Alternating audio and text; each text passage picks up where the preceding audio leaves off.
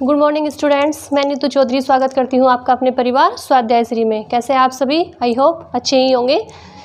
तो आज की क्लास की शुरुआत करते हैं एक मोटिवेशनल कोड के साथ, जिसमें हमारा आज का मोटिवेशनल कोड क्या है कि जब टूटने लगे हौसला तो बस ये याद रखना, जब टूटने लगे हौसला, यहाँ पे लिखा हुआ है जब टूटने लगे हौसला तो बस ये याद रखना, बिना मेहनत के हासिल तक तो ताज नहीं होते। जब टूटने लगे हौसला तो बस ये याद रखना कि बिना मेहनत के हासिल तक तो ताज नहीं होते। ढूंढ लेना अंधेरे में भी अपनी मंजिल, क्योंकि जुगनू कभी रोशनी के मोहताज नहीं होते। एक बार फिर से रिपीट कर देती हूँ कि जब टूटने लगे हौसला तो बस ये याद रखना, जब टूटने लगे हौसला तो बस ये याद रखना, बिना मेहनत के हासिल तक तो ताज नहीं होते। जब ढूंढ लेना अंधेरे में ही मंजिल, क्योंकि जुगनू कभी रोशनी के मोहताज नहीं होते। तो कहने का अर्थ है कि जब हमें अपनी मंजिल पे जाना ही है, हमने कोई लक्ष्य बना लिया, तो हमें उसमें किसी की, हम ये नहीं दूसरों के ऊपर डिपेंड नहीं रहना कि जब तक वो हमारी मदद नहीं कर सकता तब तक हम कामयाब नहीं हो सकते। क्योंकि जो जुगनू होते हैं वो कभी रोशनी के मोहताज नहीं होते। जो लक्ष्य की प्राप्ति करने वाले होते हैं वो किसी के भरोसे नहीं बैठते।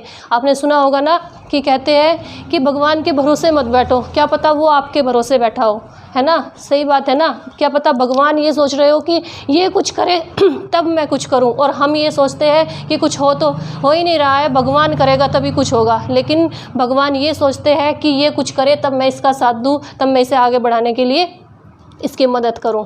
तो कभी भी किसी के भरोसे नहीं बैठना चाहिए, क्योंकि जुगनू कभी रोशनी के मोहताज नहीं होते। ठीक है, तो इसी मोटिवेशनल कोड के साथ आज की क्लास की शुरुआत करते हैं, जिसमें हमारा चैप्टर चला हुआ है डाइजेस्टिव सिस्टम, यानी पाचन तंत्र। पाचन तंत्र में मैंने क्या बताया था कल आपको? दांत के बारे में बताया था। क्या होता है पाचन? छोटे बड़े बड़े अणुओं को छोटे छोटे टुकड़ों में तोड़ देना क्या कहलाता है? पाचन कहलाता है। ठीक है, जैसे पाचन की प्रक्रिया किस प्रकार से होती है, मैंने आपको बताया था कि पाचन की प्रक्रिया दो प्रकार से होती है, आहार नाल और ग्रंथियों के द्वारा। आहार नाल में कौन कौन से ऑर्गन्स आते हैं जिनके द्वारा भोजन पचता है, जो भोजन पचाने में सहायक होते हैं? वो कौन कौन से होते हैं? मुख गुहा। मुख गुहा को क्या बोलते हैं? माउथ कैविटी या ओरल कैविटी। ठीक है, इसके अंदर माउथ में कौन कौन से ऑर्गन आएंगे? टीथ और जीभ। टीथ हमने कल पढ़ लिया था, आज हम पढ़ेंगे टंग यानी जीभ। ठीक है, नेक्स्ट क्या था? ग्रास नली। उसके बाद भोजन कहाँ पे जाता है? उसके बाद जाता है ग्रास नली में। इसे क्या बोलते हैं? ओसोफेगस। ओसोफेगस यानी भोजन वाली नलिका। नेक्स्ट क्या है? उसके बाद भोजन कहाँ पे जाएगा? अमाशय में जाएगा। अमाशय यानी अमाशय को क्या बोलते हैं? पेट, स्टोमक, यहाँ पे जाएगा। उसके बाद कहाँ पे जाएगा भोजन? छोटी आंत में जाएगा। छोटी आंत को क्या बोलते हैं? Small intestine. उसके बाद कहाँ पे जाएगा? बड़ी आंत में। बड़ी आंत को लार्ज इंटेस्टाइन। और फिर उसके बाद कहाँ पे जाता है? एनस यानी गुदा में जाता है। ये तो आहार नाल की प्रक्रिया है, भोजन कहाँ से कैसे जाता है। उसके बाद क्या होता है? जो सेकंड पार्ट होता है वो होता है ग्रंथियाँ। अब क्वेश्चन ये आता है कि भोजन को पचाने की जो प्रक्रिया होती है वो कहाँ पे होती है? पाचन तंत्र में होती है, जहाँ पे सारे ऑर्गन्स मिलके वो भोजन का पाचन करते हैं। तो जहाँ पे वो स्थित होते हैं सारे ऑर्गन्स, उसे बोला जाता है पाचन तंत्र यानी डाइजेस्टिव सिस्टम। अब ये क्वेश्चन आता है कि ये कराता कौन है? ये जो पाचन होता है ये होता कैसे है? करता कौन है इन्हें? तो पाचन कराने का कार्य किसका होता है? एंजाइम्स का। और एंजाइम्स कहाँ पे पाए जाते हैं? ग्लैंड्स में, ग्रंथियों में। तो इसलिए इस ग्लैंड्स को भी हमें पढ़ना है। कौन कौन सी ग्लैंड्स होती है?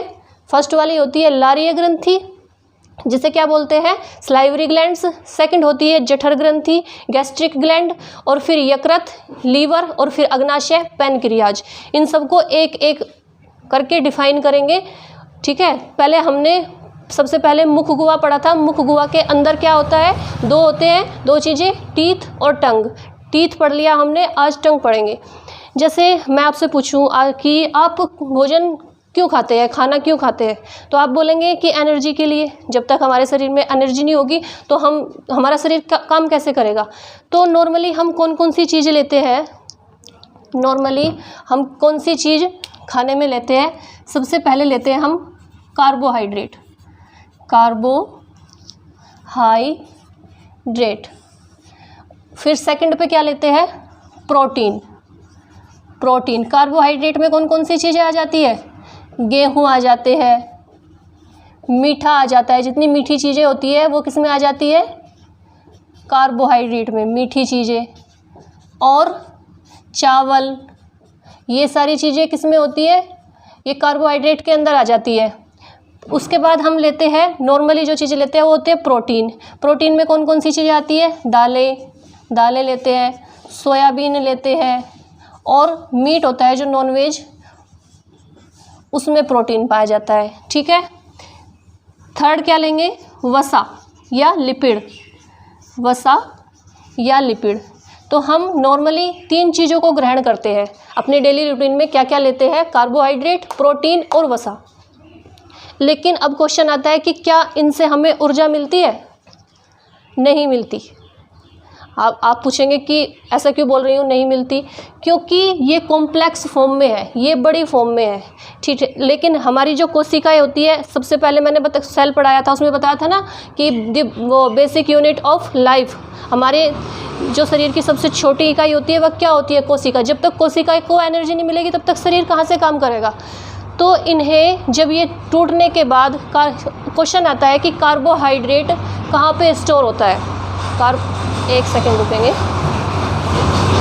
कार्बोहाइड्रेट कहाँ पे स्टोर होगा, इसे ये होगा ग्लाइकोजन या ग्लूकोज में।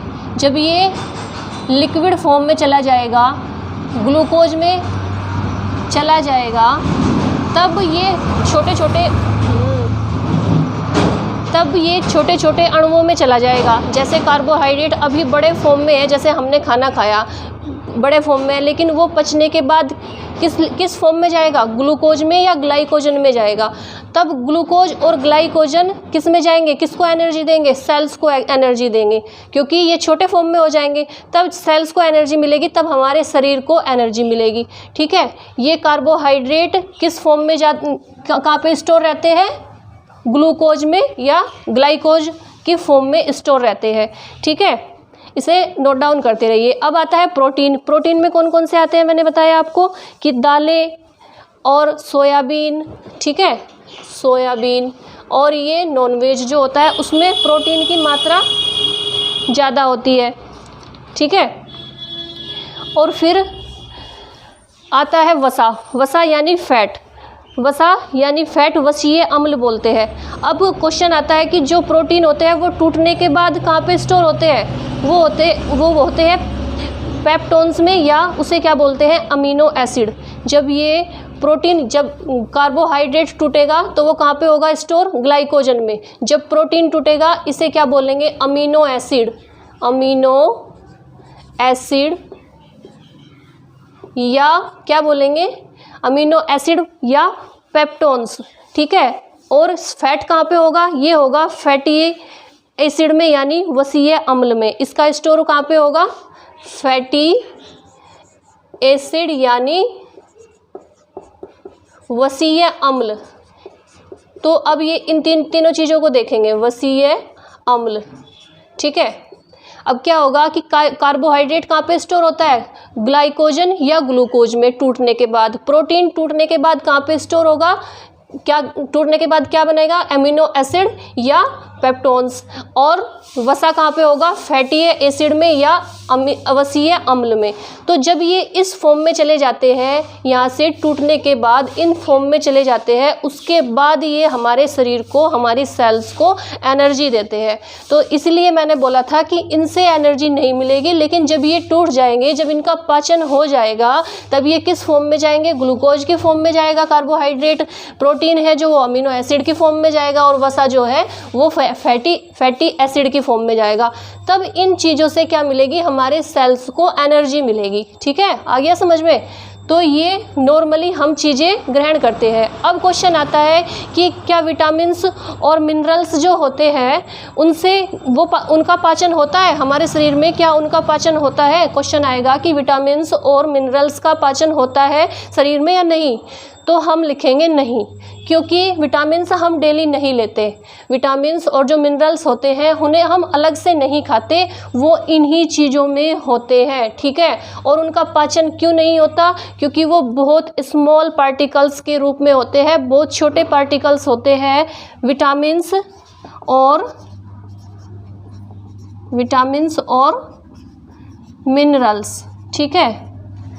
मिनरल्स जो होते हैं उनका पाचन नहीं होता, क्यों? क्योंकि वो बहुत छोटे पार्टिकल्स होते हैं, उनका पाचन इन्हीं के साथ हो जाता है, कार्बोहाइड्रेट के, प्रोटीन के और वसा के, ठीक है।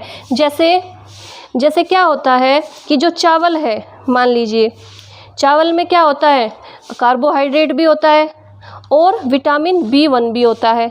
तो विटामिन B1 का और कार्बोहाइड्रेट का दोनों का पाचन हो गया ना, तो इसलिए विटामिन्स और मिनरल्स का अलग से पाचन नहीं होता, ये याद रखेंगे। इनका पाचन इन्हीं के साथ हो जाता है और हम इन्हें अलग से नहीं लेते। जब हम बीमार हो जाते हैं, आपने देखा होगा कि डॉक्टर हमें विटामिन्स की गोलियां देते हैं। क्यों देते हैं? क्योंकि हम ज़्यादा मात्रा में विटामिन्स नहीं ले पाते और विटामिन्स की कमी हो जाती है शरीर के अंदर, तब डॉक्टर हमें विटामिन्स की गोलियाँ अलग से देते हैं। तो इसलिए हम डेली रूटीन में विटामिन्स और मिनरल्स नहीं लेते, वो इन्हीं तीनों के अंदर होते हैं, कार्बोहाइड्रेट, प्रोटीन और वसा, लेकिन बहुत कम मात्रा में होते हैं, ठीक है। आ गया समझ में कि भोजन में हम डेली रूटीन में क्या क्या ग्रहण करते हैं? कार्बोहाइड्रेट, प्रोटीन और वसा, और विटामिन्स और जो मिनरल्स होते हैं वो इन्हीं के अंदर होते हैं। उनका पाचन नहीं होता। क्यों नहीं होता? क्योंकि वो उसके जो पार्टिकल्स होते हैं वो बहुत स्मॉल होते हैं, छोटे कण होते हैं, ठीक है। अब हमने मुख गुहा में जो पढ़ा था वो पढ़ा था हमने टीथ, कल दांत के बारे में पढ़ा था हमने कि कितने दांत होते हैं और सामने वाले दांतों को क्या बोलते हैं, साइड वाले दांतों को क्या बोलते हैं। एक मनुष्य के जीवन काल में कितने दांत होते हैं, अगर ये क्वेश्चन आता है तो हम लिखेंगे 52। कल मैंने आपको दांतों के बारे में सब कुछ बता दिया था। आज हम क्या पढ़ेंगे, इसका दूसरा पार्ट क्या पढ़ेंगे, जीभ यानी टंग। ये देखिए, ये मैंने जीभ की संरचना बनाई है। ये मैं एक बार इसे आप उतार लीजिए, इसे मैं रफ कर देती हूँ, फिर जीभ के बारे में बताना है, ठीक है। तो आप इसे रफ कर लीजिए, लिख लीजिए, मैं रफ कर देती हूँ, ठीक है।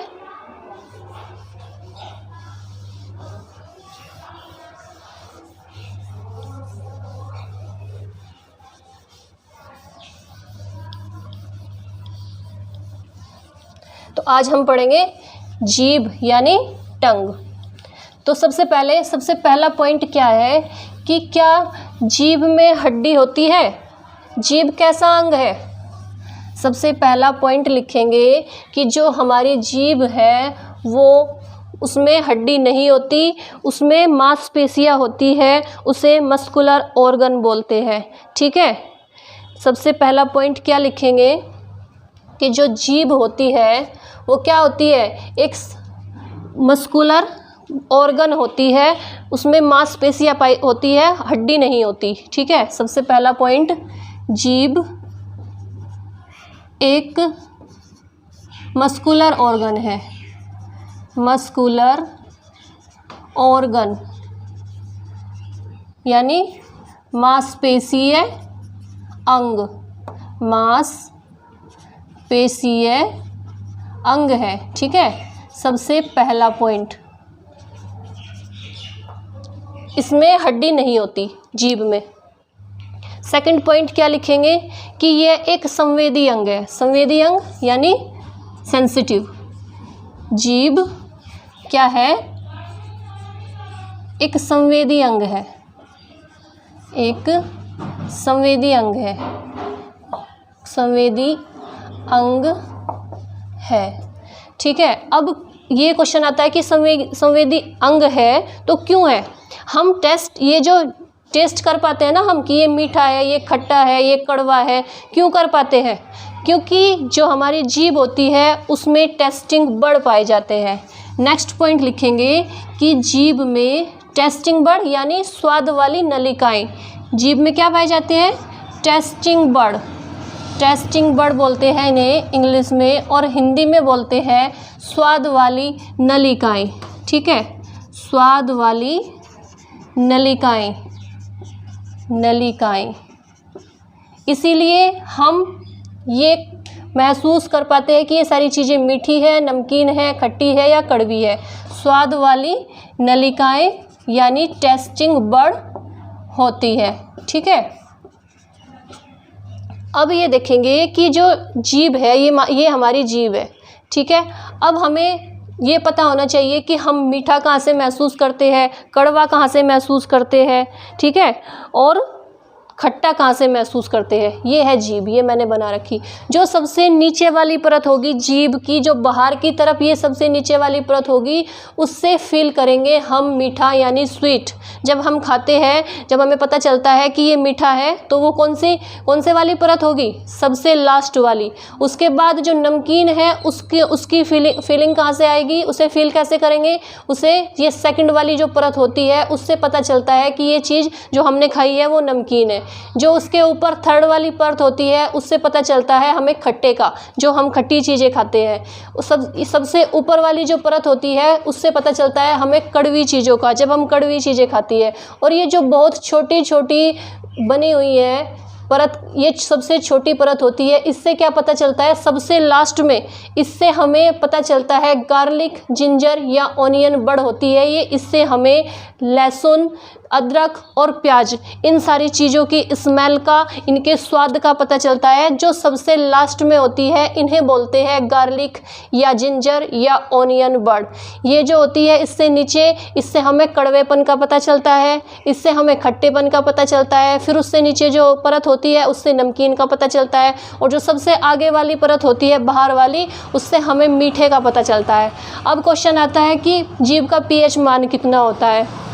पीएच मान होता है 6.8। मैंने आपको बताया था जब मैंने पीएच पढ़ाया था ब्लड का, कि जो 7 से नीचे होता है वो कैसा होता है, एसिड फॉर्म में होता है, ठीक है, अम्लीय होता है। तो ये कैसा होता है, अम्लीय होता है। जीभ का जो पीएच मान होता है वो 7 से नीचे है ना, 6.8 है, तो क्या होगा, ये एसिड फॉर्म में होगा, अम्लीय होगा, ठीक है। अब मैंने आपको ये बता दिया कि जीभ में कौन सी परत हमें किस चीज़ के लिए फील कराती है, खट्टा, मीठा, नमक, कड़वा, ये सारी चीज़ें। अब क्या होता है कि जो जीभ होती है, जैसे हमारी जीभ है, उसे, जीभ में तो हड्डियां नहीं होती, लेकिन जीभ को जो पकड़ के रखती है, ये वाली हड्डी, जीभ को जो पकड़ के रखती है, जो सपोर्ट दे के रखती है, उस हड्डी का नाम क्या है, ये क्वेश्चन पूछा जाता है। तो जो जीभ को सपोर्ट देने वाली हड्डी है उसका नाम होता है, उसे बोलते हैं हायोइड बोन या थोरेसिक बोन, ठीक है। जीभ को सपोर्ट देने वाली हड्डी या जीभ को पकड़कर रखने वाली हड्डी कौन सी होती है, पकड़कर रखने वाली हड्डी का नाम होता है हायोइड बोन या थोरेसिक बोन, ठीक है। रखने वाली हड्डी हायोइड बोन, हायोइड, ठीक है, बोन, और या इसे क्या बोलते हैं, थोरेसिक बोन, थोरेसिक बोन, ठीक है, हिंदी में भी लिख देते हैं थोरेसिक बोन। अब आपने देखा होगा, जो नहीं तो अगर ये वाली हड्डी नहीं होगी ना, तो हमारी जीभ कुत्ते की तरह बाहर लटकी रहेगी। आपने देखा होगा कुत्ते की जो जीभ होती है वो बाहर लटकी रहती है। क्यों लटकी रहती है, क्योंकि कुत्ते की जीभ और हायोइड बोन के बीच में काफ़ी ज़्यादा गैप होता है, काफ़ी ज़्यादा डिस्टेंस होता है, इसलिए कुत्ते की जीभ हमेशा बाहर लटकी रहती है। अगर हमारे गले में ये हड्डी ना हो, ये हायोइड बोन ना हो और थोरेसिक बोन ना हो, तो हमारी जीभ भी ऐसे ही लटकी रहेगी। इसलिए इसे सपोर्ट देने का काम कौन करती है, हायोइड बोन करती है, ठीक है। अब कुत्ते की जीभ इसीलिए बाहर लटकी रहती है क्योंकि उसकी जीभ के बीच में और ये हायोइड बोन के बीच में, जो ये हायोइड बोन होती है और जीभ का जो स्थान होता है, बीच में डिस्टेंस होता है, वो काफ़ी ज़्यादा होता है, इसलिए कुत्ते की जीभ बाहर लटकी हुई होती है। अब क्वेश्चन आता है कि जो जीभ होती है, ये जो स्थान होता है, खाली स्थान जीभ के और हायोइड बोन के बीच में जो खाली स्थान होता है, उसे क्या बोलते हैं, उसे बोलते हैं फ्रेनुलम, फ्रेनुलम, फ्रेनुलम। अगर क्वेश्चन आता है कि जीभ के और हायोइड बोन या थोरेसिक बोन के बीच में जो खाली जगह होती है उसे क्या बोलते हैं, फ्रेनुलम, ठीक है, फ्रेनुलम बोलते हैं उसे, क्या बोलते हैं, फ्रेनुलम। तो अब पता चला कि हमारी जीभ को सपोर्ट देके कौन सी हड्डी रखती है, हायोइड बोन रखती है, जिसकी वजह से हमारी जीभ अच्छे से कार्य कर पाती है और जैसे बाहर नहीं लटकती। अगर ये हड्डी तोड़ दी जाए, अगर हम अपनी हड्डी तोड़ ले या सामने वाले की हड्डी तोड़ दे, ये हायोइड बोन तोड़ दे, तो हमारी जीभ भी ऐसे ही लटकनी शुरू हो जाएगी जैसे कुत्ते की जीभ लटकती है। उसकी जीभ क्यों लटकती है? क्योंकि उसकी जीभ और इस थोरेसिक बोन के बीच में काफ़ी ज़्यादा गैप रहता है, इसलिए लटकती है। और जो ये गैप रहता है, उस गैप को क्या बोलते हैं? क्वेश्चन पूछा जाता है कि जीभ और थोरेसिक बोन के बीच में जो खाली स्थान होता है उसे क्या बोलते हैं? उसे बोलते हैं फ्रेनुलम। ठीक है, तो ये नोट डाउन करके लिखेंगे। अब समझ में आ गया? एक बार फिर से रिपीट कर देती हूँ कि जो जीभ होती है वो क्या होती है? एक मस्कुलर ऑर्गन होती है, उसमें हड्डी नहीं होती, वो मांसपेशीय अंग होता है। सेकंड पॉइंट क्या है कि जीभ एक संवेदी अंग होता है, मतलब महसूस करने वाली चीज़ें होती है। जीभ से तो हम महसूस करके बताते हैं स्वाद का कि कैसी चीज़ है। थर्ड क्या होता है कि जीभ में महसूस कैसे कर पाते हैं, क्यों कर पाते हैं? तो उसमें टेस्टिंग बड होती है। टेस्टिंग बड यानी स्वाद वाली नलिकाएं होती है। अब वो टेस्टिंग बड कौन कौन सी होती है? जो सबसे नीचे वाली परत होती है उससे मीठे का पता चलता है, उससे ऊपर वाली परत होगी उससे नमकीन का पता चलेगा, उससे ऊपर वाली परत होगी उससे खट्टे का पता चलेगा, उससे ऊपर वाली जो परत होगी उससे कड़वे का, और जो सबसे लास्ट में होगी बहुत छोटे रूप में होगी उससे गार्लिक या जिंजर या ऑनियन बड कहते हैं, जिससे हमें लहसुन, अदरक और प्याज का स्वाद का पता चलता है। ठीक है, अब ये आपको पता चल गया जीभ के बारे में। फिर इसके बाद जो जीभ में, मुंह में क्या पाया जाता है? लार पाई जाती है, सलाइवा पाई जाती है। अब जो लार होती है उसमें कितना, क्वेश्चन आता है कि लार में कितना % पानी रहता है और कितने % एंजाइम्स होते हैं। ठीक है, अब ये लार को 2 भागों में बांटा गया, जिसमें से 95% जो होता है वो पानी होता है और जो 5% होते हैं वो एंजाइम्स होते हैं। मैंने बताया था एंजाइम्स क्या होते हैं? जो भोजन को पचाने का कार्य करते हैं। मैंने ये बताया था कि भोजन की प्रक्रिया किस माध्यम से होती है? वो तो मुख गुहा, ग्रास नली, अमाशय, छोटी आंत, बड़ी आंत और एनस के द्वारा होती है। लेकिन इन्हें पचाता कौन है? इन्हें पचाता है एंजाइम्स। पचाने का कार्य कौन करता है? एंजाइम्स। और एंजाइम्स में कितने % होते हैं? लार में एंजाइम्स होते हैं 5%। एक क्वेश्चन पूछा जाता है कि लार में कौन सा एंजाइम्स पाया जाता है। ठीक है, तो टाइलिन तो आपने सभी ने सुना होगा, लेकिन लार में 2 एंजाइम्स पाए जाते हैं। एक को टाइलिन अमाइलेज बोलते हैं और दूसरे को बोलते हैं लाइसोसोम। लाइसोसोम मैंने सेल में भी पढ़ाया था कि लाइसोसोम सेल में भी पाया जाता है और लाइसोसोम एंजाइम्स में भी पाया जाता है। लाइसोसोम का कार्य क्या होता है? जो बेकार चीज़ें होती है, जो पदार्थ खराब शरीर में पहुंच जाते हैं, उन्हें नष्ट करना, उनका भक्षण करना होता है लाइसोसोम का कार्य। तो यहाँ पे भी लाइसोसोम का कार्य क्या होगा कि जो खराब पदार्थ हमारे शरीर में चले जाते हैं, प्रवेश कर जाते हैं, उनका भक्षण करना, उन्हें नष्ट करना ही लाइसोसोम का कार्य होता है। यहाँ पे लिख देते हैं लाइसोसोम। ठीक है, लाइसोसोम, इसका कार्य क्या होता है? खराब शरीर में खराब पदार्थों का भक्षण करना। ठीक है, खराब पदार्थों का भक्षण करना या नष्ट करना, या उन्हें नष्ट करने का कार्य किसका होता है? लाइसोसोम का होता है। अब क्वेश्चन आता है कि टाइलिन का कार्य क्या होता है? जो टाइलिन अमाइलेज होता है उसका कार्य क्या होता है? तो टाइलिन का कार्य होता है जो हमारे शरीर में कार्बोहाइड्रेट होते हैं। कार्बोहाइड्रेट भी मैंने आपको बता दिए थे कि 3 प्रकार के होते हैं। जो कार्बोहाइड्रेट होते हैं उसका कार्य होगा, टाइलिन का कार्य होगा, उसमें से 70% जो कार्बोहाइड्रेट होते हैं उनका पाचन करने का जो काम होता है वो किसका होता है? टाइलिन का होता है। ठीक है, तो नेक्स्ट पॉइंट लिखेंगे कि टाइलिन का कार्य क्या होता है। इधर लिख देती हूँ मैं, क्योंकि यहाँ पे दिखाई नहीं देगा आपको। ठीक है,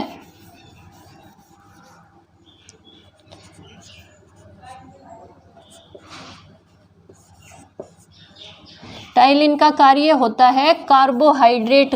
70% जो कार्बोहाइड्रेट होते हैं शरीर में, उनका पाचन कौन करता है? टाइलिन करता है। ये यहीं से लिख देती हूँ मैं मिसाल लगा के।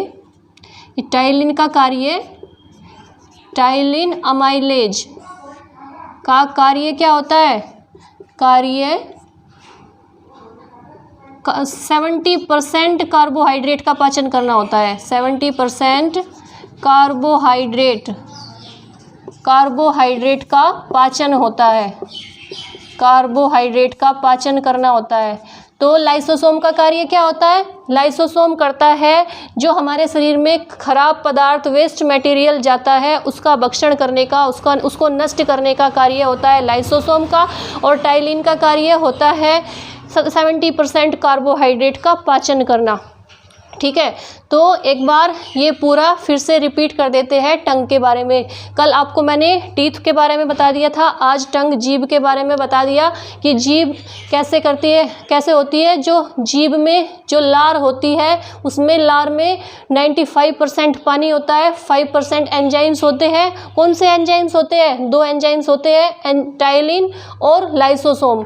टाइलिन का कार्य क्या होता है? कार्बोहाइड्रेट को 70% कार्बोहाइड्रेट का पाचन करना। लाइसोसोम का कार्य होता है वेस्ट मटेरियल को, खराब पदार्थ को शरीर में नष्ट करने का कार्य। ठीक है, ये हो गया जीभ।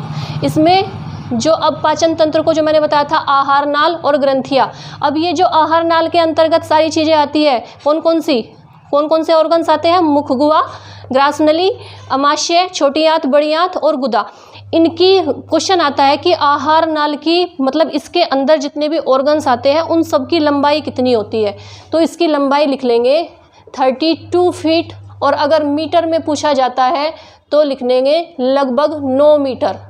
ठीक है, तो आहार नाल की लंबाई कितनी होती है?